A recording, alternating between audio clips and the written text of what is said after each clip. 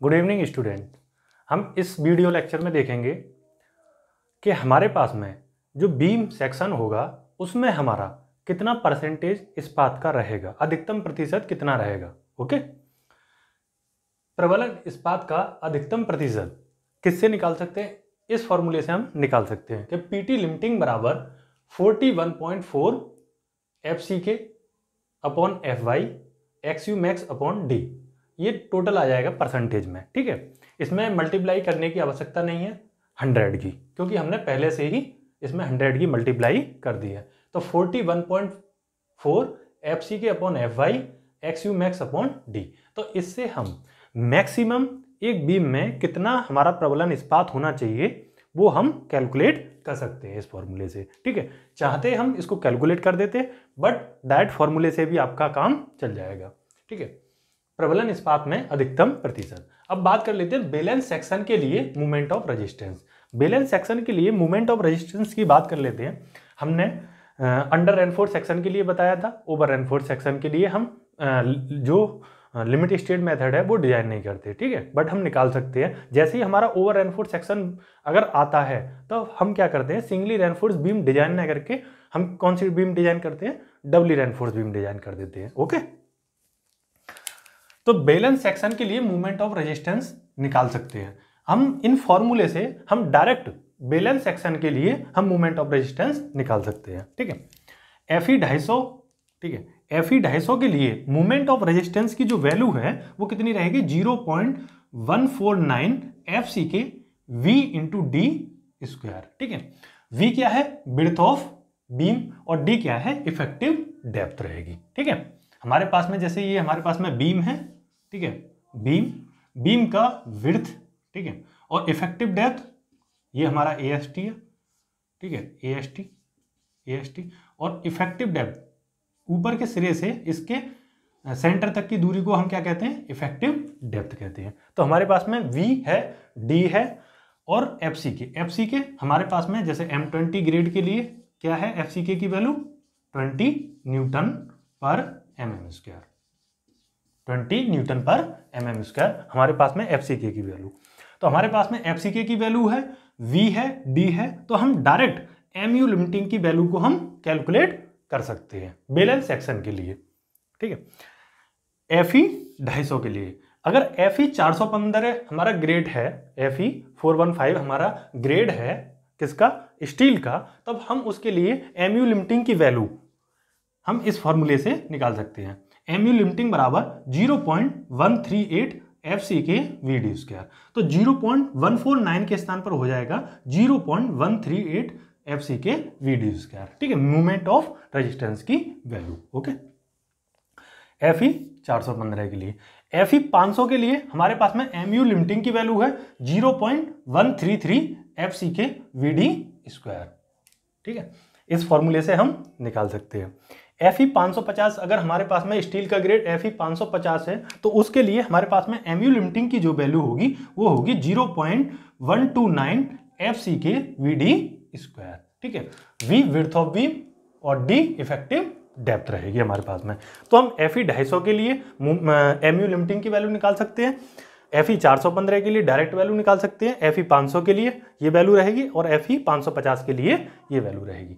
चाहते हम कैलकुलेट कर सकते हैं इसको, बट हम सीधा फॉर्मूले से भी आपका काम चल सकता है। ठीक है, तो ये हमारे पास में अधिकतम प्रतिशत का फॉर्मूला और ये हमारे पास में movement of resistance balance section के लिए ये निकल सकता है। ठीक है, इन दोनों चीजों से हम कुछ चीजों को और बता सकते हैं कि कौन सा हमारा बीम ओवर रेनफोर्स सेक्शन है, कौन सा हमारा बीम अंडर रेनफोर्स सेक्शन है और कौन सा हमारा बैलेंस सेक्शन है। ठीक है, अगर हमारे पास में PT जो परसेंटेज ऑफ स्टील है जो बीम में हमने प्रोवाइड की है, ठीक है, और PT लिमिटिंग जो हमारा इस फॉर्मूले से आए, ठीक है, तो जो हमने प्रोवाइड कर रखी है और इस फॉर्मूले से जो आए, ठीक है, वो हमारी क्या है, कम है। इस फॉर्मूले से अगर हमारे मैक्सिमम आ जाती है, अधिकतम प्रतिशत से भी ज्यादा हमारे पास में क्या पड़ा हुआ है उसमें स्टील है, तो हम क्या कहेंगे उसको, ओवर रेनफोर्स सेक्शन कहेंगे। क्या कहेंगे उसको, ओवर रेनफोर्स सेक्शन। ठीक है, जब PT लिमिटिंग की वैल्यू कम आ जाए PT से। ठीक है, यदि PT की वैल्यू PT लिमिटिंग से क्या आ जाए, कम आ जाए। जब पीटी लिमिटिंग की वैल्यू जो है, जो अधिकतम प्रतिशत की वैल्यू क्या आ जाए, ज्यादा आ जाए, जो हमने प्रोवाइड उसमें जो हमारे पास में कंक्रीट जो सेक्शन में होगी, ठीक है, और अधिकतम प्रतिशत की वैल्यू ज्यादा आ जाए तो हम कहेंगे अंडर रेनफोर्स्ड सेक्शन है। ठीक है, अगर दोनों बराबर आ जाते हैं, पीटी लिमिटिंग की वैल्यू और पीटी की वैल्यू दोनों अगर हमारे पास में बराबर आ जाते हैं तो हम कहेंगे उसको वैलेंस सेक्शन। ठीक है, तो ये हमारे पास में 3 क्राइटेरिया और मिले कि हम ओवर रेनफोर्स्ड सेक्शन बता सकते हैं, ठीक है, अंडर रेनफोर्स्ड सेक्शन बता सकते हैं, वैलेंस सेक्शन बता सकते हैं। किसके हिसाब से, हम परसेंटेज ऑफ स्टील के हिसाब से। ठीक है, पीछे हमने एक्सयू के हिसाब से भी बताया था, एक्सयू और एक्समैक्स के हिसाब से हमने अंडर रेनफोर्स्ड सेक्शन कैसे रहेगा हमारा, ठीक है, ओवर रेनफोर्स्ड सेक्शन कैसा रहेगा, तो वो भी बताया था हमने। ठीक है, अब देख लेते हैं एमयू के हिसाब से। मूवमेंट ऑफ रेजिस्टेंस, इसको कहेंगे मूवमेंट ऑफ, इसको कहेंगे मूवमेंट ऑफ रेजिस्टेंस, इसको एक्सटर्नल मूवमेंट। एक्सटर्नल मूवमेंट की जो वैल्यू है अगर हमारी ज्यादा आ जाती है एमयू लिमिटिंग से, ठीक है, बैलेंस सेक्शन में अगर एमयू लिमिटिंग की जो वैल्यू है वो क्या आ जाती है, कम आती है, जो हमारे ऊपर जो सेक्शन के ऊपर क्या आ रहा है, जो मूवमेंट आ रहा हो, ठीक है, उसकी वैल्यू ज्यादा है एमयू लिमिटिंग से, तो हम क्या कहेंगे ओवर रेनफोर्स्ड सेक्शन। ओके, ठीक है, एक्सटर्नल ये एक्सटर्नल मूवमेंट की वैल्यू और एमयू लिमिटिंग ये हमारे पास में उस सेक्शन की वैल्यू है जो हमने यहां से निकाली है। अगर उसकी वैल्यू कम आ जाती है तो हम कहेंगे उसको ओवर रेनफोर्स्ड सेक्शन। ठीक है, एमयू की वैल्यू जो एक्सटर्नल मूवमेंट है उसकी वैल्यू क्या है, कम आ जाती है एमयू लिमिटिंग से, तो हम कहेंगे उसको अंडर रेनफोर्स्ड सेक्शन। जो हम डिजाइन करते हैं अंडर रेनफोर्स्ड सेक्शन, हमें चाहिए ये कि जो ऊपर से जो एक्सटर्नल लोड आए उसके कारण जो मूवमेंट जनरेट हो वो हमारा एमयू लिमिटिंग से कम होना चाहिए। एमयू लिमिटिंग मतलब जो हमारे सेक्शन का मूवमेंट ऑफ रेजिस्टेंस है उसकी वैल्यू हमारी ज्यादा होनी चाहिए, किससे, जो एक्सटर्नल आए। ठीक है, ऊपर से जो बाहर से जो लोड आ रहा है अगर हमारा जो बीम है उसको सह लेता है तो हम क्या कहेंगे, ये हमारे लिए अच्छा डिजाइन है। तो हम क्या करते हैं लिमिट स्टेट मेथड में अंडर रेनफोर्स्ड सेक्शन ही डिजाइन करते हैं। ठीक है, अब एमयू और एमयू लिमिटिंग की वैल्यू क्या हो जाती है, बराबर हो जाती है, मतलब जो एक्सटर्नल जितना आ रहा है और उतना ही हमारा मूवमेंट ऑफ रेजिस्टेंस क्या कर रहा है, उसको रोक के रख रहा है। ठीक है, तो अगर दोनों बराबर हो जाते हैं तो उसको बोलते हैं बैलेंस रेनफोर्स्ड सेक्शन। ठीक है, तो हमारे पास में ये क्राइटेरिया, ठीक है, एक क्राइटेरिया ये मिला हमको ये बताने के लिए कि ओवर रेनफोर्स्ड सेक्शन कौन सा है, अंडर रेनफोर्स्ड सेक्शन कौन सा है। दूसरा क्राइटेरिया हमें मूवमेंट के हिसाब से मिला कि अंडर रेनफोर्स्ड सेक्शन कौन सा है, ओवर रेनफोर्स्ड सेक्शन कौन सा है और बैलेंस सेक्शन कौन सा है। एक और हमारे पास में क्राइटेरिया था, हमने बताया था लास्ट, एक बार फिर से डिस्कस कर देते हैं कि एक्सयू की वैल्यू क्या है, ज्यादा है किससे, एक्सयू मैक्स से या एक्सयू लिमिटिंग से, तो हम क्या कहते थे, इसको ओवर रेनफोर्स्ड सेक्शन बोल देते थे। ठीक है, एक्सयू की वैल्यू हमारी क्या है, कम है एक्स मैक्स से, तो हम क्या कहते थे, इसको अंडर रेनफोर्स्ड सेक्शन बोल देते थे। ठीक है, अगर दोनों बराबर हैं एक्स मैक्स, ठीक है, तो इसको क्या कहते थे हम, बैलेंस सेक्शन। ठीक है, इसको हम बैलेंस सेक्शन। तो हमारे पास में एक क्राइटेरिया ये भी था ये डिफाइन करने का कि हमारे पास में अंडर रेनफोर्स्ड सेक्शन कौन सा है, ओवर रेनफोर्स्ड सेक्शन कौन सा होगा और बैलेंस सेक्शन कौन सा होगा। ठीक है, अब बात कर लेते हैं एक्सयू। ठीक है, अब बात कर लेते हैं हमारे पास में इस चैप्टर में सिर्फ प्रॉब्लम बची है, जो हम न्यूमेरिकल क्वेश्चन कराएंगे वो बची है, और उन प्रॉब्लमों में हम कौन कौन टाइप की प्रॉब्लम देखेंगे, 3 टाइप की प्रॉब्लम देखेंगे। सबसे पहले हम एक्सयू और एक्सयू मैक्स निकालेंगे। ठीक है, हम ये निकालेंगे एक्सयू और एक्सयू मैक्स निकालने के बाद में हम कंपेयर करेंगे कि सेक्शन हमारा ओवर रेनफोर्स्ड सेक्शन है या अंडर रेनफोर्स्ड सेक्शन है या बैलेंस सेक्शन है। सवाल ये पूछेगा पहला। ठीक है, पहला इस तरीके से। दूसरा जो सवाल आएगा, दोनों को निकालने के बाद में जो दूसरे एक और स्टेप थोड़ा सा बढ़ेगा, उसमें हम मूवमेंट ऑफ रेजिस्टेंस निकाल देंगे। अगर वो सेक्शन बैलेंस होता है तो हम इस फॉर्मूले से निकाल सकते हैं। ठीक है, अगर हमारा वो अंडर रेनफोर्स्ड सेक्शन होता है तो हम उस जो पीछे बताए थे उन फॉर्मूले से निकाल देंगे, वो हम निकाल के। अगर ओवर रेनफोर्स्ड सेक्शन होगा तो उसके लिए अलग से, ठीक है, वो फॉर्मूले हमने बताए उनको हम डिजाइन कर देंगे। थर्ड प्रकार की हमारी जो प्रॉब्लम आएगी वो किस तरीके से, कि हमें बिर्थ निकालनी पड़ेगी बीम की, मतलब एक तरीके से डिजाइन करना है आपको, बिर्थ निकालनी है, डेप्थ निकालनी है, कितना हम AST रेनफोर्समेंट प्रोवाइड करेंगे बीम में, तो वो भी हम निकाल सकते हैं। ठीक है, तो इस प्रकार से हमारे पास में 3 प्रॉब्लम आई। पहली एक्स और एक्सयू मैक्स को हमने कंपेयर करके ये बताया कि हमारा सेक्शन क्या है, बैलेंस सेक्शन है या अंडर रेनफोर्स्ड सेक्शन है या ओवर रेनफोर्स्ड सेक्शन है। ओके, दूसरा हमारे पास में मोमेंट ऑफ रेजिस्टेंस ज्ञात करने के लिए, और थर्ड आया हमारे पास में विड्थ, डेप्थ या रेनफोर्स निकालने के लिए, स्टील ज्ञात करने की कि कितना स्टील हम डालेंगे। तो हमारे पास में ये 3 प्रॉब्लम आएंगी, ठीक है। सबसे पहले हम ये देख लेते हैं एक्स यू और एक्स मैक्स कैसे निकालेंगे, फिर उसके बाद में मोमेंट ऑफ रेजिस्टेंस कैसे निकालेंगे, और वी इंटू डी कैसे निकालेंगे, ठीक है। ये चीजें हम देख लेते हैं, ओके, सवाल शुरू होने से पहले, ठीक है। इसको भी निकाल देते हैं, एक सेकेंड।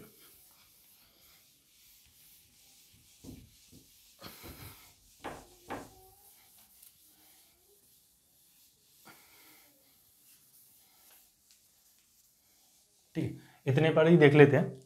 सबसे पहले हमने बताया था, पहला जो प्रॉब्लम है हमारे पास में क्या है, एक्स यू निकालो, ठीक है, एक्स यू बराबर क्वेश्चन, ठीक है, और एक्स मैक्स बराबर क्वेश्चन, ठीक है, एक्स मैक्स। एक्स यू के लिए आपने फॉर्मूला हमने ड्राइव किया था, क्या फॉर्मूला था हमारे पास में एक्स यू का, ठीक है, एक्स यू बराबर क्या था 7, एक्स यू बराबर हमारे पास में क्या था 0.87 F Y into A S T divide by 0.36 F C के इंटू वी, ठीक है। ये हमारे पास में एक्स यू हम इस फॉर्मूले से निकाल सकते हैं, ठीक है। पहले टाइप का क्वेश्चन, ठीक है, इस तरीके से फर्स्ट हमें ये निकालना पड़ेगा ए, फिर निकालना पड़ेगा वी। दूसरा step x max, x max हम कैसे निकालेंगे, ठीक है, क्या फॉर्मूला है 700 divide by 1100 plus 0.87 F y, ठीक है। ये यहां से हम क्या निकाल सकते हैं, ठीक है, एक्स मैक्स निकाल सकते हैं, ठीक है, एक्स मैक्स, ठीक है, 700/1100 प्लस 0.87 एफ वाई, ठीक है। यहां से हम क्या निकाल सकते हैं, एक्स मैक्स निकाल सकते हैं, ठीक है, एक्स मैक्स इंटू डी, यहां पर एक्स मैक्स इंटू डी था, ठीक है। ये फॉर्मूला हमारे पास में क्या है, ठीक है, हमारे पास में डी है, तो 700/1100 प्लस 0.87 एफ वाई इंटू, ठीक है, 0.87 एफ वाई, यहां से हम एक्स मैक्स निकाल सकते हैं, डी का हम मल्टीप्लाई कर देंगे इधर, ठीक है। हमने इसके लिए ये भी बताया था कि आप FE 250 के लिए, ठीक है, FE 250 के लिए एक्स मैक्स की वैल्यू कितनी है हमारे पास में, ठीक है, अगर डी की मल्टीप्लाई कर दें, और FE 250 के लिए तो एफ वाई की जगह पे क्या आ जाएगा 250 पुट कर दें, हम 250 पुट कर दें तो सारी कैलकुलेशन वैल्यू है, तो एक्स मैक्स बराबर आ जाएगा 0.53 डी। तो यहां से हम क्या निकाल सकते हैं, एक्स मैक्स निकाल सकते हैं FE 250 के लिए। FE, ठीक है, FE 415 के लिए भी बताया था आपको, 415 के लिए कितना बताया था, एक्स मैक्स बराबर कितना बताया था हमने 0.48 डी, ठीक है। FE किस 500 के लिए 0. एक्स मैक्स बराबर 0.46, ठीक है, डी, ओके। इससे हम क्या निकाल सकते हैं, एक्स मैक्स निकाल सकते हैं, डायरेक्ट भी हम निकाल सकते हैं। अगर आपको डायरेक्ट ना पता हो, ये फॉर्मूला याद कर लो, इससे हम निकाल सकते हैं, ठीक है। हमारे पास में M20 इस तरीके से ग्रेड दे रखा हो, तो यहाँ पे FCK की वैल्यू और FY की अगर हमारे पास में ये वैल्यू दे रखी होंगी, और जैसी वैल्यू दे रखी होंगी तो हम डायरेक्ट भी निकाल सकते हैं। फिर उसके बाद में हम क्या करेंगे, C हमारा काम रहेगा कंपेयर करना, कंपेयर, इनमें हम क्या करेंगे कंपेयर। अगर XU की वैल्यू ज़्यादा है एक्स मैक्स से, तो हमने बताया था क्या कहेंगे इसको, ओवर रेनफोर्स सेक्शन, ठीक है, क्या कहेंगे, over reinforce section. Second XU की वैल्यू लेस देन हो जाती है एक्स मैक्स से, तो क्या कहेंगे हम इसको, अंडर रेनफोर्स सेक्शन, ठीक है। डी, इसमें अगर x की वैल्यू बराबर हो जाए एक्स मैक्स के, तो हम क्या कहेंगे इसको, बैलेंस सेक्शन, क्या कहेंगे, बैलेंस सेक्शन, ओके। तो हम इसको कहेंगे बैलेंस सेक्शन। तो पहले टाइप का जो हमारा सवाल रहेगा वो इतना रहेगा, हमें ये formula 0.87 F Y into A S t और 0.36 एफ सी के इंटू वी, तो हमें एक्स यू निकालना है, एक्स मैक्स यहां से निकालना है, दोनों का कंपेयर कर देना है, बस सवाल हो जाएगा हमारा खत्म। तो पहले टाइप की प्रॉब्लम में हम ये देखेंगे, दूसरे टाइप की प्रॉब्लम ले लेते हैं, ठीक है, दोनों टाइप की प्रॉब्लम। अब देखो,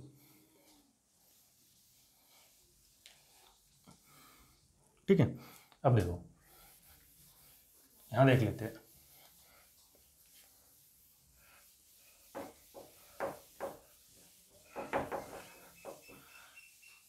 अब आपने जो दूसरे टाइप की प्रॉब्लम है, आपने ये देख लिया कि सबसे पहले आपने क्या निकाला, एक्स यू निकाला, फिर उसके बाद में आपने निकाला एक्स मैक्स निकाला, दोनों का कंपेयर कर दिया। अब हमारे पास में ये 3 केस आए कि ओवर रेनफोर्स सेक्शन है तो मूवमेंट ऑफ रेजिस्टेंस निकालिए, अगर अंडर रेनफोर्स सेक्शन है तो क्या निकालिए, मूवमेंट ऑफ रेजिस्टेंस निकालिए, अगर हमारे पास में बैलेंस सेक्शन है तो मूवमेंट ऑफ रेजिस्टेंस निकालिए।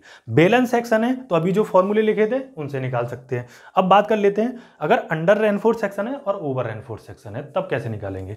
अगर ओवर रेनफोर्स सेक्शन है, ए आता है, ए क्या है हमारे पास में, over reinforce section, over reinforce section, ठीक है। ओवर रेनफोर्स सेक्शन के लिए मूवमेंट ऑफ रेजिस्टेंस की जो वैल्यू आएगी वो क्या आएगी, 0.36 FC के V इंटू एक्स यू, ठीक है, D माइनस 0.42 XU, ओके। ये हमारे पास में मूवमेंट ऑफ रेजिस्टेंस की वैल्यू हम यहां से निकाल सकते हैं, 0.36 FC के V इंटू एक्स यू और D माइनस 0.42 XU। इस फॉर्मूले से हम क्या निकाल सकते हैं, मूवमेंट ऑफ रेजिस्टेंस की वैल्यू हम कैलकुलेट कर सकते हैं, ठीक है। ये हमने पूरा ड्राइव किया था लास्ट लेक्चर में, इससे पिछले लेक्चर में हमने इसको ड्राइव करके बताया था। ये क्या है, स्ट्रेस इनटू एरिया और लीवर आर्म, ठीक है। स्ट्रेस ये, ठीक है, एरिया ये और लीवर आर्म ये, ठीक है, जो फोर्स बताया था। और सी की वैल्यू हमने कितनी बताई थी, जो कंप्रेसिव फोर्स था वो ये वैल्यू थी, compressive force into lever arm, ठीक है, compressive force c into z जो हमने निकाला था, तो ये वैल्यू। अब दूसरा आ जाता है हमारे पास में मूवमेंट ऑफ रेजिस्टेंस, जब हमारे पास में ओवर हो तब हम इस फॉर्मूले से निकाल सकते हैं, अगर अंडर हो तब हम कैसे निकालते हैं, मूवमेंट ऑफ रेजिस्टेंस किसके लिए, अंडर रेनफोर्स सेक्शन, ठीक है। अंडर रेनफोर्स सेक्शन के लिए मूवमेंट ऑफ रेजिस्टेंस की वैल्यू 0.87 FY, ठीक है, इंटू AST और D माइनस 0.42 XU, ठीक है। हमारे पास में क्या है, अगर अंडर रेनफोर्स सेक्शन है तो 0.87 FY इंटू AST और ये क्या आ गया हमारा लीवर आर्म, ठीक है। इसमें भी देखो हमने बताया था T इंटू जेड, T की वैल्यू हमने 0.87 FY into AST, stress into area into lever arm, ठीक है। T बराबर हमने बताया था, T की वैल्यू कितनी थी, 0.87 FY इंटू AST और D माइनस 0.42 XU। ये भी हमने पूरा कैलकुलेट करके बताया था, ठीक है। ये हमारे पास में T इंटू जेड की वैल्यू, तो मूवमेंट ऑफ रेजिस्टेंस किसके लिए आ गया, दोनों के लिए। अब आता है हमारा बैलेंस सेक्शन है, तो बैलेंस सेक्शन जैसे ही हमारे पास में हमें ये पता चल जाए, ये हम कब लगाएंगे, ओवर रेनफोर्स सेक्शन, जब हमारे पास में XU की वैल्यू किससे आ जाए ज्यादा, X मैक्स से आ जाए, ठीक है, तो ये वैल्यू हम लगाएंगे, ठीक है। यदि हमारे पास में X मैक्स की वैल्यू ज्यादा आ जाए XU से तो ये वाला फॉर्मूला लग जाएगा, ठीक है, ये फॉर्मूला लग जाएगा। अगर XU बराबर X मैक्स के आ जाए तो हम क्या करेंगे, अभी जो फॉर्मूले लिखे थे वो लिख देंगे, जैसे FE 250 के लिए जो अभी लिखा था, FE 250 के लिए मूवमेंट ऑफ रेजिस्टेंस की वैल्यू जो थी हमारी, मूवमेंट ऑफ रेजिस्टेंस की वैल्यू क्या थी, 0.149 FC के VD स्क्वायर।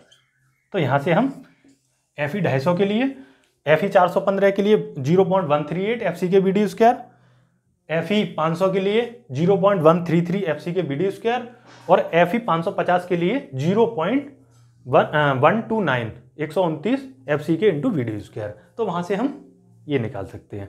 अब थर्ड आ जाता है हमारा डिजाइन, तो डिजाइन के लिए हम नेक्स्ट वीडियो में देखेंगे, क्योंकि पूरा डिजाइन को समझाना है, ठीक है।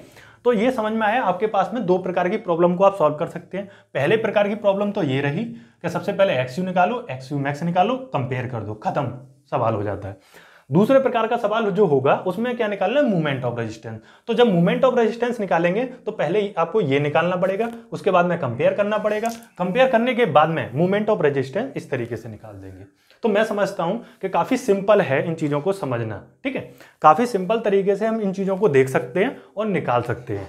आपको मोमेंट ऑफ रेजिस्टेंस का ये फॉर्मूला पता है, ठीक है, किसके, ओवर एनफोर्स सेक्शन के लिए, अंडर एनफोर्स सेक्शन के लिए और बैलेंस सेक्शन के लिए, इस तरीके से ये फॉर्मूले, तो आप आराम से इनको कैलकुलेट कर सकते हैं। इस चैप्टर में जो हमारा थर्ड चैप्टर है, तो इसमें हमारा यही बचा है। अब हम नेक्स्ट वीडियो में क्या देखेंगे, सवाल देखेंगे, ठीक है। सवाल देखेंगे इन पर के किस तरीके से हम वैल्यू को कैलकुलेट करेंगे, ठीक है। तो इन चीज़ों को हम देखेंगे कि कैसे कैसे इन सवालों को कैसे सॉल्व करते हैं। अच्छे से समझना, इनको देखना और इनको याद भी रखना है आपको, ठीक है। और कोशिश करें कि अच्छे से नोट्स बनाएं और मेहनत करें, ठीक है। क्योंकि मेहनत करोगे, कहीं आप साइड पर भी जाते हो, ठीक है, तो ये चीज़ें आपको डिजाइन करने के लिए मिलेंगी। सिंगली रेनफोर्स बीम को कैसे डिजाइन करोगे, ठीक है, डबली रेनफोर्स बीम को कैसे डिजाइन करोगे, कैंटिलीवर बीम को कैसे डिजाइन करोगे, कोई कॉलम आता है तो कैसे डिजाइन करोगे, फुटिंग आता है तो उसको कैसे डिजाइन करोगे। तो लिमिट स्टेट मेथड फील्ड में चलता है, तो आपको ये चीजें पता होनी चाहिए, ठीक है। इस सब्जेक्ट को इतना हल्के में ना लें, समझना है आपको, क्योंकि फील्ड में इसकी बहुत ज़्यादा ज़रूरत है। अगर बिल्डिंग कंस्ट्रक्शन के फील्ड में आप जाओगे या और भी फील्ड में जाओगे, पूरा सिविल इंजीनियरिंग के जो भी फील्ड है, तो वहाँ पर ये रेनफोर्स कैसे किया जाता है, ठीक है, ये आपको आना चाहिए, ठीक है। आरसीसी की ड्राइंग में हम एक एक चीज़ों को बता रहे हैं, जैसे जब बनाते हैं फिगर, तो इनके हिसाब से ही तो हम बताते हैं। जैसे हमारे पास में AST आया, जो हमारे पास में रेनफोर्समेंट आया, उसी से तो हम बताते हैं कि इतने mm का सरिया पड़ेगा, ठीक है। AST कैसे निकालते हैं, अभी आपने देखा था कि AST कैसे निकालोगे भाई, ठीक है, एक सेकेंड, AST कैसे निकालोगे,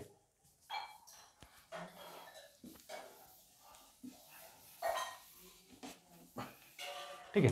AST कैसे निकालोगे, AST बराबर कैसे निकालोगे, जैसे आपने बोल दिया कि 4 सरिया थी, कितने, 20 mm डाया की, 20 mm फाई की, तो AST कैसे, तो 4 गुणा एरिया निकाल दो π/4 इंटू डी स्क्वायर, 20 का स्क्वायर।